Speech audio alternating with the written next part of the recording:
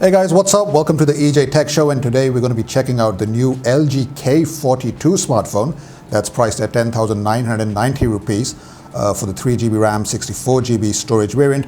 Now this phone was launched in India in late January, but LG have just very recently sent us a review unit to take a look at. We know that LG does make some very premium smartphones like the LG Wing and also of course the LG Velvet, but the company still hasn't found a very strong footing in the budget smartphone market in India, which is of course largely dominated by Chinese smartphone makers like Realme and Xiaomi, and also of course LG's own South Korean cousin Samsung to a large extent. The K42 also comes at a time when the company is considering to exit the smartphone market altogether as well.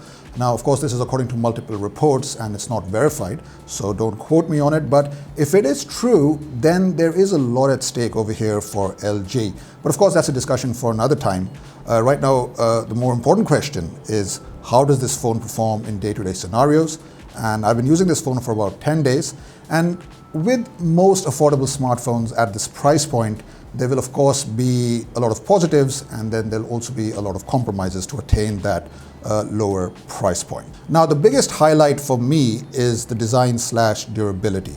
And the LG K42 does come in this gray color variant, but there's also a green color option if you're looking for something flashier. But I do like this gray color. It is subtle, it is nice, and I really like this unique wave patterns that you see running across the phone. Not only does it look nice, but it also has a more practical purpose. It does offer you a much more comfortable grip. Plus, you've got this UV coating that keeps fingerprints and scratches at bay. But if you are concerned about those things, you can always slap on a protective case that comes in the box. Overall, when I feel this phone in my hand, it doesn't feel like it's priced under 11,000 rupees. It actually feels like it's priced upwards of 35,000 rupees. So it has some very solid aesthetics. Now, on top of that, you're also getting a military-grade certified build, which means that this phone can be used in various extreme conditions and environments. So environments that are very hot or very cold or even very humid, like India, for example. In fact, this phone has specifically been designed for a market like India, where it is very hot, where it does get very humid. Plus, on top of that, it is also fall shock resistant, it is also shock resistant, and generally it's been designed for people who are a little bit clumsy by nature, who do accidentally drop their phones more than they'd like to. So trust me, this phone can handle a lot of abuse, a lot of stress. I've dropped it a few times and no scratches, no damage whatsoever. But yes, if you do want that extra peace of mind, you can always slap on that TPU case that I spoke about. And additionally, talking about extra peace of mind, this phone does get 2 years of free warranty cover. Now, most smartphone makers offer you 1 year free warranty cover, but over here, complementing that extra durability, you do get 2 years of free warranty cover. So this phone definitely gets 2 thumbs up for me in that regard. Also, this phone feels very light in the hand, doesn't feel heavy at all. So it is really nicely built. I am very happy with the design, I'm very happy with the aesthetics, I'm very happy with the durability. And on the top over there, you can see that there is a quad camera setup. So you've got 4 cameras in that camera island over there. So you've got a 13 megapixel primary sensor, you've got a 5 megapixel wide lens, you've got a 2 megapixel depth sensor and a 2 megapixel macro sensor available as well. Now, it is debatable how important those two 2 megapixel modules actually are, but most of the heavy lifting over here is done by that 13 megapixel primary camera and by that 5 megapixel wide angle lens. In fact, to give you guys a better idea about what I'm talking about, let me just show you some camera samples as well now. And as you can see, nice amount of depth. Now, that's without the depth sensor. That's the AI doing its magic behind the scenes. And yes, that does bring the argument into light again. Do you actually need the depth sensor when the AI is sufficient enough to give you that nice bokeh effect? Plus, you got decent colors. These are pretty true to life. It doesn't oversaturate the pictures either, so I do like that.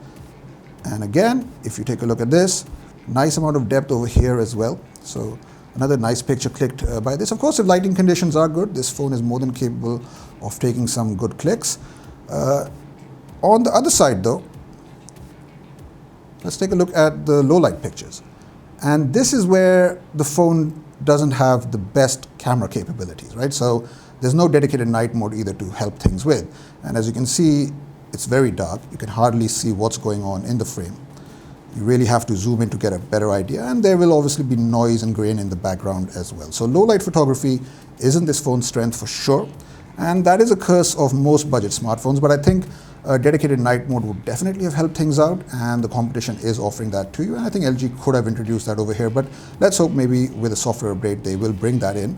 Let's also take a look at the ultra-wide clicks. There is a little bit of distortion with the 5 megapixel wide-angle lens, but you do get a lot more subject in the frame if that's what you're after. And I do like how it's nicely got out the sky colors. It's looking pretty nice over here. Also the selfie camera, the 8 megapixel selfie camera that's housed over there in the hole punch setup, it does take some nice portrait pictures as well. So let's take a look at that. Actually, this is a really, really good portrait picture. Not because I'm in it, but just because there's a nice amount of bokeh in the background. The colors are nice. That green mask I'm wearing over there, that is pretty natural. That is true to life color as well. So I'm really liking the portrait pictures that you can take with the front camera over here. Now, let's also take a look at what we have on the front. So you've got decent sized bezels over here. It's okay by 2021 standards. These aren't the thickest, these aren't the slimmest. They're just right. They're okay. They'll do the job just fine. And like I said, you do get that hole punch setup over there. In fact, this phone, both from the back and the front, actually reminds me of a Samsung phone, a typical Samsung M series or A series phone that's priced at the low end. And honestly, that's a good thing. Samsung do make some really nice phones that are really well built, that have nice design. And if LG is replicating that, I think that's not a bad thing at all. Now, other than that, let's also take a look at what we get in terms of essentials, right? So at the bottom, you do get an audio jack, a 3.5 millimeter audio jack, which is always good. You also get a USB Type-C charging port, and there's also a single loudspeaker over there, which also gets software support in the form of LG's 3D sound that will help you to optimize the overall audio experience. And the speaker is pretty good. It gets loud enough, especially for media consumption, so I don't have too many problems over there. Then on the right side, as you can see over here, you do get a power button that doubles up as a side-mounted fingerprint scanner, and that is always good to see at this price point, because most smartphone makers will try to give you a rear fingerprint scanner, but over here you are getting that side-mounted one. And for the most part, it works just fine. Initially, it was giving me some trouble. It was giving me false readings, but all of a sudden by itself, it works just fine now. And I didn't have too many problems with that. Then on the left side, you do get a dedicated Google Assistant button, which will activate when I press it. And you also get those volume rockers right there. And on top of the volume rocker, you do have a slot for putting your SIMs and a micro SD card. So you can put up to 2 SIM cards, nano SIM cards, and a micro SD card all at the same time, which is really handy and a practical feature to have. Now let's talk about that display. It's a 6.6 HD plus LCD panel, and this is pretty much expected at this price point. The competition does offer you similar displays.